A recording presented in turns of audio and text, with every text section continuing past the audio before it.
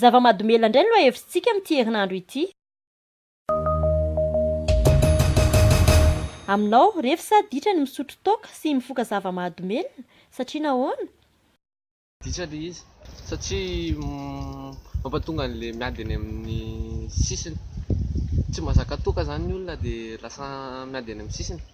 Nefa konko afaka atao hoe revy le izy satria makamaka kely manalazy rehetrarehetra iny dia tsy hatrizay. Raha ohatra ianao ka hoe manalazy dia antsoina hoe revy izay, fa raha ohatra kosa hoe efa tena hoe mifikitra be ao anatin'ilay izy dia ditra izay.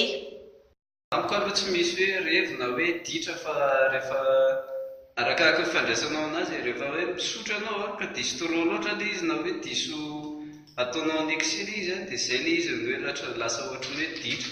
Fa le mirevy indray rehefa ohatra ka hoe indray mandeha isaky ny semaine ohatra mba miaraka mandeha kamo na hoe miaraka ny famille, izay le hoe mirevirevy. Raha ohatra angamba izy atao hoe revy angamba misy karazana anankiroa zava-mahadomelina, misy le tena mahery dia misy le atao hoe maivaivana. Raha ohatra hoe misotro divay kely na misotro toaka kely hoe tsy tena mamy, mety hoe revirevy angamba izany.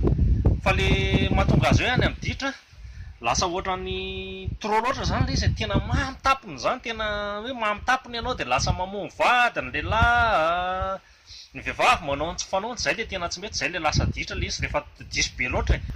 Namaleko an'izay fanontaniana izay dia tsotra fotsiny hoe ça dépend ny cause sy ny conséquence an'ilay izy angamba no hideterminena anazy hoe revy le izy na ditra.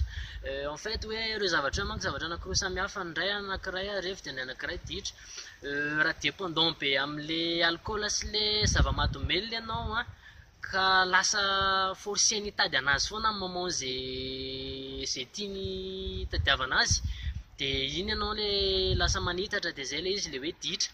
Fa le hoe revy ngamba ny hoe manala moamo izy, fomba fitenenana manala stress kely sista hoe se libéré, mivoaka kely amin'ny tontolo izay be stress zany mba manaly.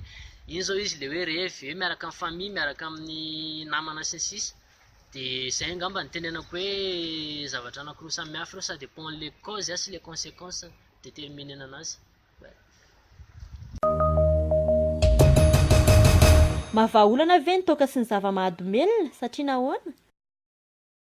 Mahavaolana le fisotro toaka sy ny fifohana zava-mahadomelina satria mahatonga ny aretina aminao, amin'ny tenanao sy ny mampisy problème amin'ny fiarahamonina satria manjary miady aman'olona sy ny karazakarazany dia izay, sady mandany vola, mandany harena manala heritsheritsy. Vahaolana ny fidorohana zava-mahadomelina sy ny fisotroana toaka satria ny olona manko mieritreritra hoe misy olona anankiray ty ohatra zao dia lasa izy misotro toaka dia mieritreritra izy hoe vita zany adiny le olana, nefa tena tsy izay mihitsiny, tsy mahavaolana izy zany. Le izy arakaraka ny olona hoe vahaolana sa tsy vahaolana, satria misy ny olona toa dia voafokana hoe vao misotro dia efa mba hoe miala lavitra kely le problème le izy, fa misy ny sasany foka dia nefa le teo ihany teo, dia amiko le izy arakaraka ny olona ihany vahaolana sy tsy vahaolana le izy, fa amiko aloha le izy tsy vahaolana.